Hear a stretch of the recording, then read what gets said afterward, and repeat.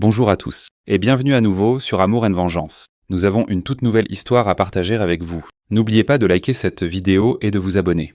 Commençons. Ma fiancée s'est reconnectée avec son ex pendant une pause et m'a ignoré pendant des semaines.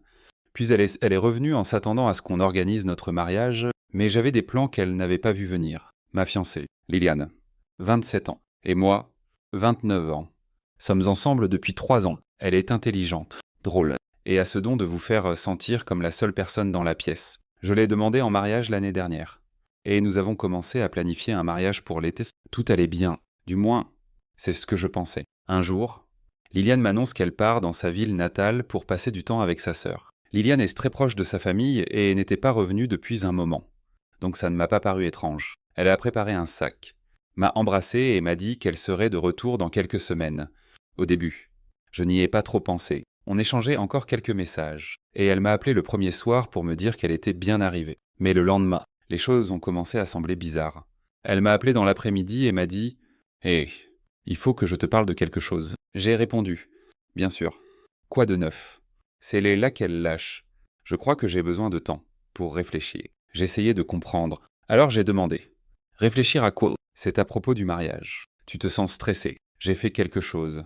Elle n'a pas vraiment répondu, se contentant de dire « J'ai l'impression d'avoir besoin de temps, pour moi. » Je ne voulais pas insister trop fort. Alors j'ai dit « D'accord, si tu as besoin d'espace, je comprends. Dis-moi juste ce qui se passe. » Elle a promis qu'on parlerait bientôt, mais toute la conversation semblait étrange. Ça s'est terminé sur une note bizarre. Je suis resté là, à me demander ce qui venait de se passer. Après ça, la communication s'est pratiquement arrêtée. Je lui ai envoyé quelques messages. Des trucs normaux comme « Salut, ça va ?» ou « J'espère que tu passes une bonne journée », mais elle n'a jamais répondu. J'ai essayé de l'appeler, mais elle ne décrochait pas. Elle a même arrêté de poster sur les réseaux sociaux, ce qui était bizarre parce qu'elle était du genre à tout partager. De son café matinal à des photos de coucher de soleil. J'ai contacté sa sœur. Pensant qu'elle pourrait m'éclairer, sa sœur m'a répondu brièvement. Je ne l'ai pas beaucoup vue, désolé. Ce qui ne m'a pas aidé du tout. J'avais l'impression que tout le monde me fermait la porte au nez. À ce stade, je commençais à perdre le sommeil. Mes amis ont essayé de me calmer, disant qu'elle prenait probablement juste un peu de recul. Mais ça ne me semblait pas normal. Ce n'était pas son genre. Elle n'avait jamais été du style à couper les ponts comme ça, surtout avec moi. Le plus étrange, c'est à quel point tout ça semblait soudain. On était littéralement en train de choisir des arrangements floraux une semaine avant son départ. Il n'y avait pas eu de grosses disputes. Aucun signe que quelque chose n'allait pas. Je repassais en boucle toutes nos conversations, essayant de voir si j'avais raté quelque chose. Mais tout semblait normal jusqu'à ce que ça ne le soit plus. J'ai essayé de lui laisser le bénéfice du doute. Peut-être qu'elle avait vraiment besoin de temps seule.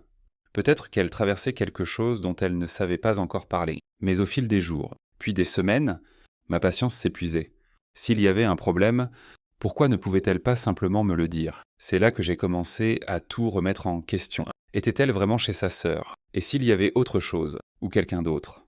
Je détestais penser comme ça. Mais l'absence de réponse me rendait fou. J'ai passé tant de nuits à fixer mon téléphone, espérant un message ou un appel manqué qui n'arrivait jamais. Chaque jour qui passait semblait plus lourd que le précédent. J'essayais de me distraire avec le travail et les amis.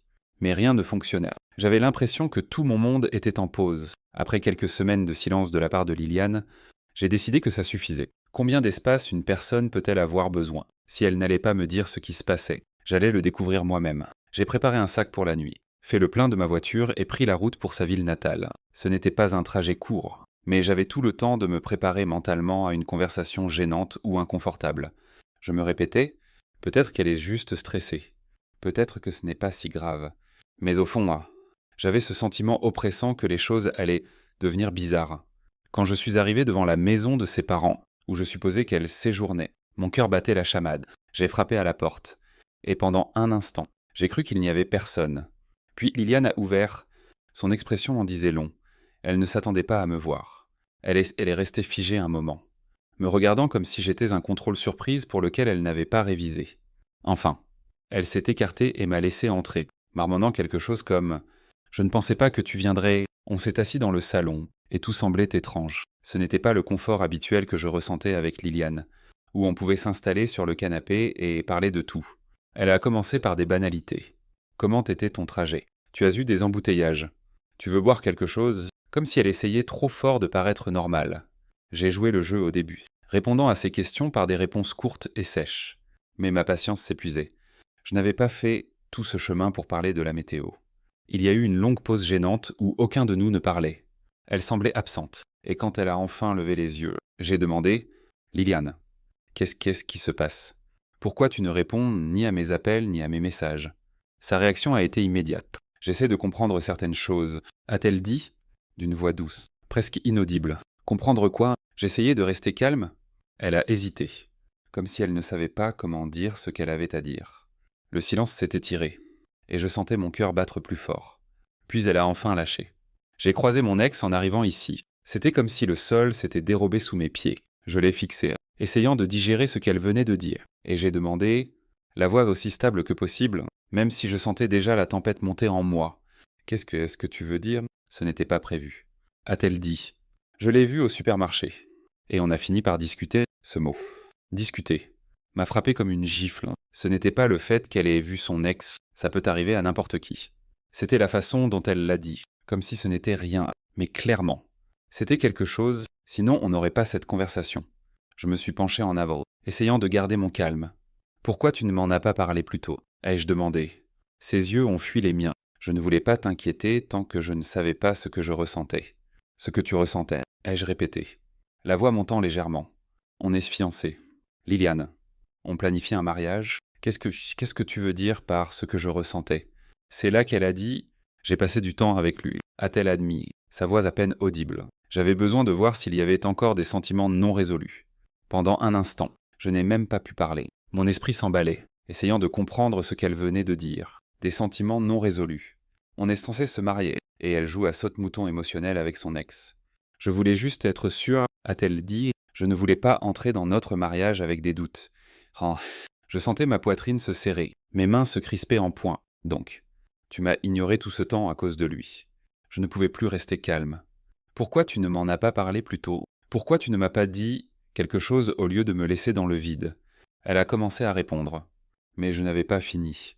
Qu'est-ce que ça veut dire pour nous ? Liliane, tu essaies encore de comprendre. Parce que je ne vais pas rester là à attendre que tu décides si je suis le plan A ou le plan B. Son visage s'est effondré. Et pendant une seconde, j'ai cru qu'elle allait pleurer. Mais au lieu de ça, elle a dit « Je ne voulais pas te faire de mal. J'avais besoin de temps pour trier mes émotions. Tu te rends compte de ce que tu dis ?» ai-je rétorqué. Me laisser dans le noir pendant des semaines était bien pire que d'être honnête dès le début. La conversation a tourné en rond après ça. Chaque fois que j'essayais d'obtenir une réponse claire, elle esquivait, me donnant des excuses vagues sur son besoin de clarté et sa peur de faire une erreur. Je sentais mon énergie s'épuiser à chaque minute qui passait. À la fin, j'en avais assez, complètement. Totalement assez. Je me suis levé, l'ai regardée une dernière fois et j'ai dit « J'ai besoin de temps pour réfléchir ». Exactement comme elle l'avait dit, ses yeux se sont écarquillés, comme si elle ne s'attendait pas à ça. Mais je n'ai pas attendu de réponse. J'ai pris mes clés et je suis parti. Le trajet de retour après cette conversation a été l'un des plus longs et irréels de ma vie. Je n'étais pas en colère. Du moins pas dans le sens où j'avais envie de crier ou de casser quelque chose, mais j'étais blessé. Vraiment blessé. Je repassais en boucle tout ce que Liliane avait dit, essayant de donner un sens à tout ça. Des sentiments non résolus. Qu'est-ce que ça voulait dire ? Pourquoi ne pouvait-elle pas simplement me parler au lieu de me laisser dans le vide pendant des semaines ? Les jours suivants ont été flous, j'allais au travail, mais je n'étais pas vraiment là. Vous voyez, mes collègues me demandaient si j'allais bien, et je donnais l'excuse classique. Ouais, juste fatigué. Mes amis ont pris de mes nouvelles aussi. Mais je n'avais pas l'énergie d'expliquer tout ce gâchis, finalement. J'ai raconté ce qui s'était passé à quelques amis proches. Leur réaction était un mélange de choc et d'indignation. Mon pote Marc a dit « Mec, c'est tordu, elle aurait dû te le dire dès que ce type est réapparu. » Mon autre amie Jeanne a été plus directe. Si elle joue avec son ex alors qu'elle est fiancée avec toi, elle ne te mérite pas. Entendre ça de la part d'autres personnes m'a fait réaliser à quel point la situation était grave. Mais ça m'a aussi fait me sentir idiot. Comment je n'avais pas vu ça venir ? Y avait-il des signes que j'avais manqués ? Ce qui me faisait le plus mal, c'était à quel point j'avais été prise au dépourvu. On planifiait notre avenir ensemble, choisissant des lieux pour le mariage, discutant de l'endroit où on voulait vivre, même des prénoms pour nos futurs enfants. Et maintenant, tout ça semblait être un mensonge. J'ai commencé à relire nos messages, cherchant quelque chose qui pourrait expliquer son comportement. Rien ne ressortait. Nos conversations avaient été normales. heureuse même, jusqu'à ce qu'elle parte pour sa ville natale. C'était comme si elle avait changé d'attitude dès qu'elle avait vu son ex. Une nuit, j'ai décidé d'envoyer un message à sa sœur. Je n'essayais pas de la mettre au milieu, mais j'avais besoin de clarté. Sa réponse a été courte et vague. Je pense que Liliane traverse juste un truc. Elle va s'en sortir. S'en sortir. Qu'est-ce qui c'est qu'il y avait à sortir? On était censé être une équipe. Et maintenant, j'étais complètement dans le noir. Une semaine plus tard, j'ai reçu un message de Liliane. Ce n'était ni des excuses ni une explication. Juste un « Salut, comment vas-tu ?» désinvolte, comme si tout allait bien. Je n'ai pas répondu. Je ne pouvais pas. Qu'est-ce que j'étais censé dire? Oh, salut, je vais super. Merci de m'avoir ignoré pendant que tu traînais avec ton ex. Le silence entre nous devenait de plus en plus assourdissant. Je me sentais de plus en plus loin d'elle, de plus en plus certain que ce qu'on avait s'effondrait. J'ai commencé à me demander si je voulais même essayer de sauver ça. Pouvais-je lui pardonner? Pouvais-je lui faire confiance à nouveau? En même temps, je me sentais coincé. On avait construit une vie ensemble. Ou du moins, on était censé le faire. Rompre. Ce n'était pas juste mettre fin à une relation. C'était défaire tout ce qu'on avait prévu et repartir de zéro. Cette idée était terrifiante. Mais l'alternative, faire comme si tout allait bien alors que ce n'était clairement pas le cas, n'était pas une option. J'ai commencé à réfléchir à ce que je voulais, à ce que je méritais. J'ai réalisé que je ne pouvais pas rester avec quelqu'un qui ne me respectait pas assez pour être honnête. Je ne pouvais pas épouser quelqu'un qui pensait que c'était acceptable de me mettre en attente pendant qu'elle triait ses sentiments pour quelqu'un d'autre. À la fin de cette semaine, j'ai pris ma décision. Si Liliane voulait arranger les choses, elle devrait faire beaucoup plus qu'un message à moitié bâclé. Et même là, je n'étais pas sûr de pouvoir la regarder de la même façon. Je ne l'ai pas contactée et elle n'a pas donné suite après ce message. Le silence semblait être un accord tacite que c'était fini. Et honnêtement, même si ça faisait mal, ça me soulageait aussi. Je commençais à m'habituer au silence. Ce n'était pas amusant, mais au moins, ça me donnait du temps pour réfléchir. J'avais fait la paix avec le fait que Liliane ne reviendrait pas. Et honnêtement, je commençais doucement à tourner la page. Je ne me précipitais pas dans quoi que ce soit ou n'essayais pas de me distraire. J'essayais juste de retrouver un semblant de normalité. Et puis, comme un métronome, elle est revenue. C'était un samedi après-midi. J'étais à mi-chemin dans le revisionnage d'une série que je n'aimais même pas tant, juste pour occuper mon esprit. On a frappé à la porte, et j'ai pensé que c'était une livraison ou peut-être Marc qui venait me sortir de chez moi. Mais non, c'était Liliane. Elle se tenait là comme si de rien n'était, souriant comme si elle apportait des biscuits à un voisin. « Salut », a-t-elle dit nonchalamment, comme si elle ne m'avait pas ignoré pendant des semaines. Je suis resté planté là, me demandant si j'hallucinais. Salut », ai-je fini par dire, me poussant pour la laisser entrer. Elle est entrée comme si elle était chez elle, commentant à quel point tout était propre. Elle s'est assise sur le canapé, a tapoté le coussin à côté d'elle et a dit « Il faut qu'on parle ». Je me préparais à une sorte d'excuse sincère, une explication, quelque chose. Mais au lieu de ça, elle a commencé à parler de nos plans de mariage. « Notre lieu tient toujours notre date », a-t-elle dit, comme si on avait été en contact constant. Et je pensais qu'on pourrait choisir du lavande pour les décorations de table. C'est intemporel. Tu ne trouves pas? Je n'en croyais pas mes oreilles. Je l'ai coupé en plein milieu de sa phrase et j'ai dit « Liliane, qu'est-ce que tu fais ici ?» Elle a cligné des yeux, confuse, comme si je venais de lui demander pourquoi le ciel était bleu. « Je suis là pour arranger les choses », a-t-elle dit, comme une évidence. Je l'ai fixé un instant, puis j'ai ri. Un rire sec et froid, du genre « Tu plaisantes ». La « arranger les choses », ai-je répété, me penchant en avant. Tu veux dire la relation que tu as mise en pause pendant que tu triais tes sentiments pour ton ex. Cette relation-là, son visage a pâli un instant. C'était fini. J'ai réalisé que je n'ai plus de sentiments pour lui. C'est avec toi que je veux être. Je me suis levé, faisant les 100 pas parce que rester assis me semblait impossible. Et tu t'attends à ce que je te croie sur parole. À ce que je t'accueille à bras ouverts comme si rien ne s'était passé. Tu te rends compte à quel point ça semble insensé. Elle a cligné des yeux, clairement pas préparée à la colère dans ma voix. J'avais besoin de temps. Je ne voulais pas te faire de mal. Tu ne voulais pas me faire de mal. Liliane, tu m'as ignoré pendant des semaines. Tu n'as pas pensé à me dire quoi que ce soit. Pas une seule chose. Jusqu'à ce que je doive conduire jusqu'à ta ville natale pour le découvrir. Et maintenant tu es là, agissant comme si ce n'était rien. Ce n'est pas comme ça, a-t-elle rétorqué. J'étais confuse. Je ne savais pas ce que je ressentais. Et je ne voulais pas empirer les choses. Je l'ai coupé à nouveau, levant les mains en l'air. Tu as empiré les choses en disparaissant. Tu m'as laissé en plein, à me demander ce qui s'était passé. pendant que tu ravivais je ne sais quoi avec ton ex. Tu te rends compte de ce que ça m'a fait? Elle a ouvert la bouche pour répondre. Mais je ne lui ai pas laissé le temps. Non, tu ne te rends pas compte, ai-je dit fermement. Parce que si c'était le cas, tu ne serais pas là en ce moment. À t'attendre à ce que j'oublie tout et qu'on reprenne là où on s'est arrêté. Elle semblait plus blessée maintenant, mais je ne reculais pas. Pas cette fois. J'ai fait une erreur, a-t-elle dit doucement, jouant la victime. Je sais que j'ai merdé. Mais je suis là maintenant, et je veux réparer ça. Je ferai tout ce qu'il faut, ai-je répété. Rien amèrement. Tu dis ça comme si ça devait signifier quelque chose. Mais la vérité, Liliane, c'est que je ne te fais plus confiance. Comment je suis censé croire que tu ne recommenceras pas la prochaine fois que tu seras confuse ou que tu auras besoin de trier tes émotions? Elle a baissé les yeux sur ses mains, tripotant sa bague de fiançailles. Ma bague. J'ai senti une bouffée de colère en la voyant encore à son doigt, comme si elle avait le droit de la porter après tout ça. Enlève-la, ai-je dit brusquement.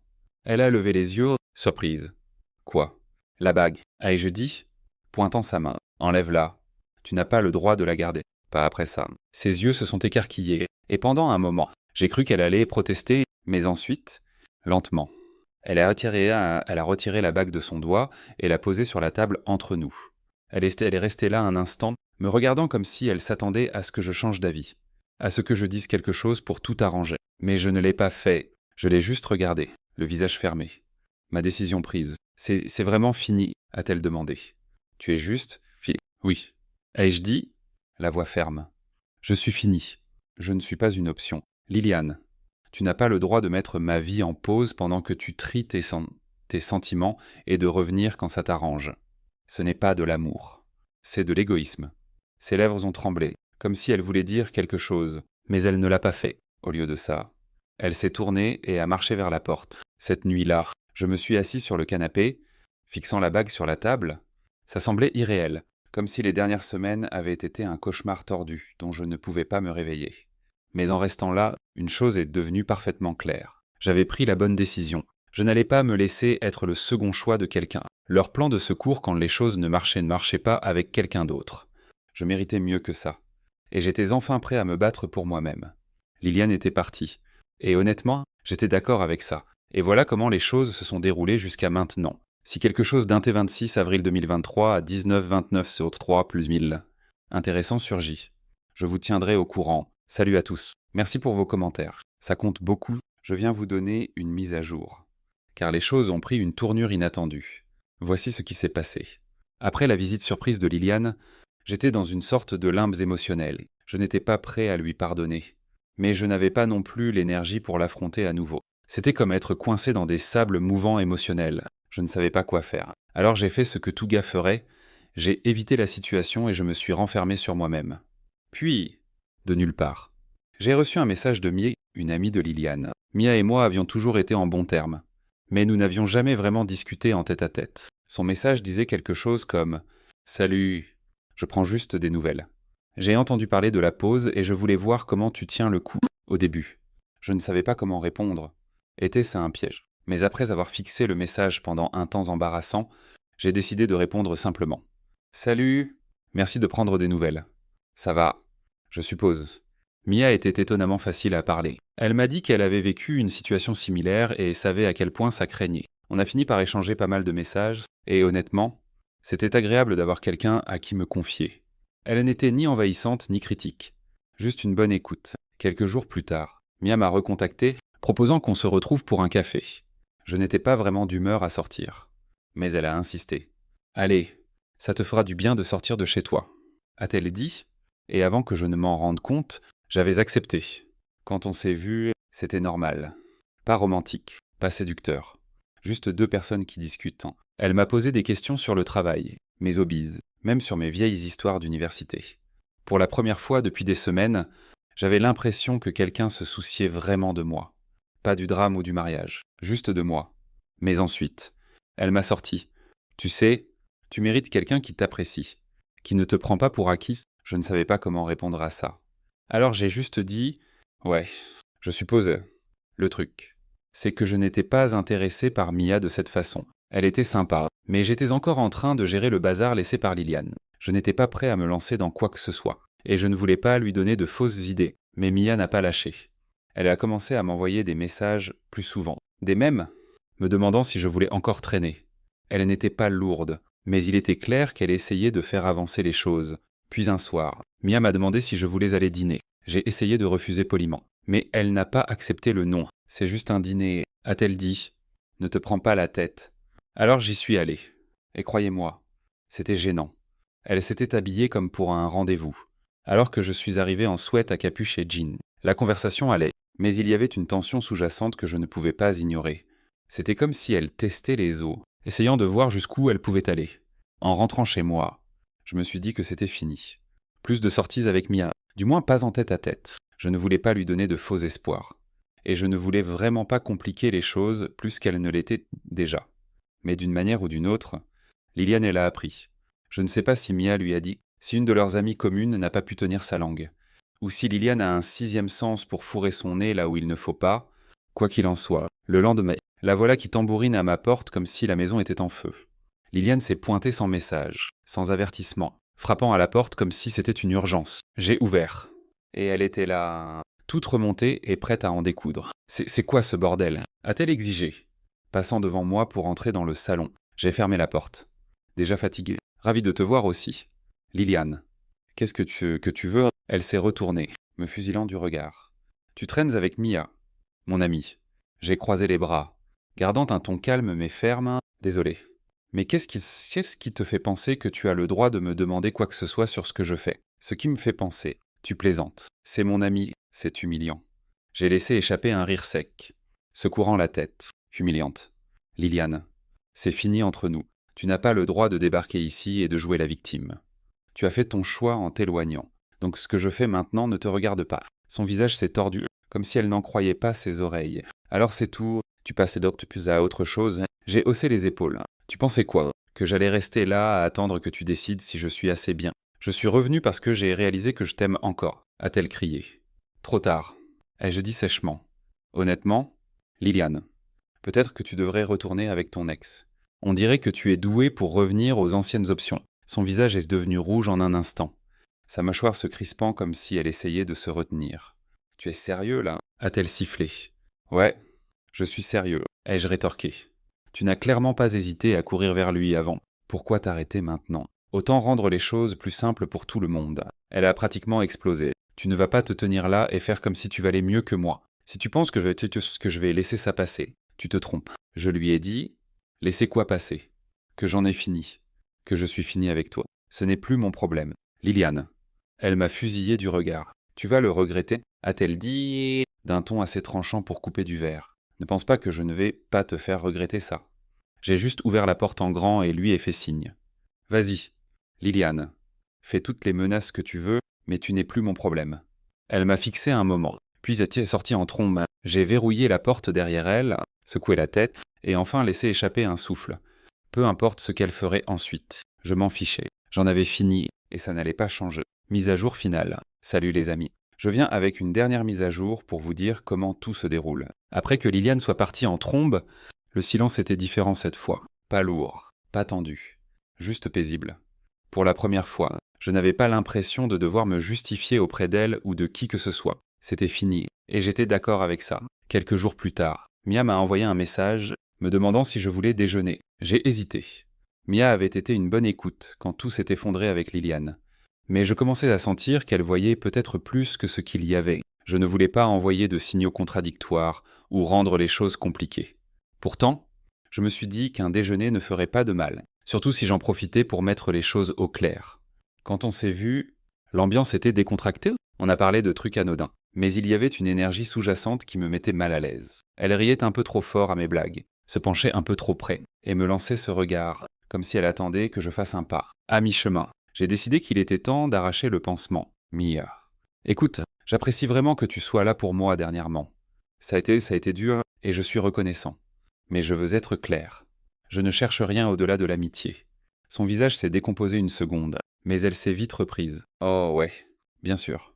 A-t-elle dit, balayant ça comme si ce n'était pas grave. Je ne voulais pas rendre ça bizarre. J'ai souri, soulagé qu'elle le prenne bien. Merci.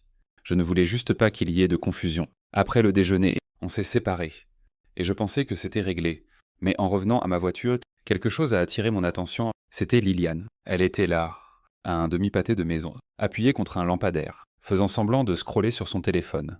Je reconnaîtrais sa posture n'importe où, elle n'était pas là par hasard. Elle observait. Je me suis figé une seconde, me demandant si je devais dire quelque chose. Mais à quoi bon? Elle nierait, et ça dégénérerait en une autre dispute. Au lieu de ça, je suis monté dans ma voiture et je suis parti, faisant comme si je ne l'avais pas vue. La semaine suivante, j'ai commencé à la remarquer plus souvent. Elle n'était pas évidente, mais pas vraiment discrète non plus. Sa voiture était garée dans ma rue quand je rentrais du travail, ou je l'apercevais au supermarché. Se faufilant dans une autre allée quand elle pensait que je l'avais remarquée, c'était bizarre. Elle ne me contactait pas, ne faisait pas de scène, juste traînait, comme si elle attendait que je fasse quelque chose. Un soir, je suis sorti chercher à emporter. En me garant sur le parking du restaurant, j'ai encore vu sa voiture, garée juste assez loin pour ne pas sembler suspecte si je n'avais pas déjà compris. Je ne l'ai pas confrontée. Je suis juste entré. J'ai pris ma nourriture et je suis parti. Mais en rentrant chez moi et en voyant sa voiture garée dans la rue, j'en avais assez. Je ne suis pas allé la voir.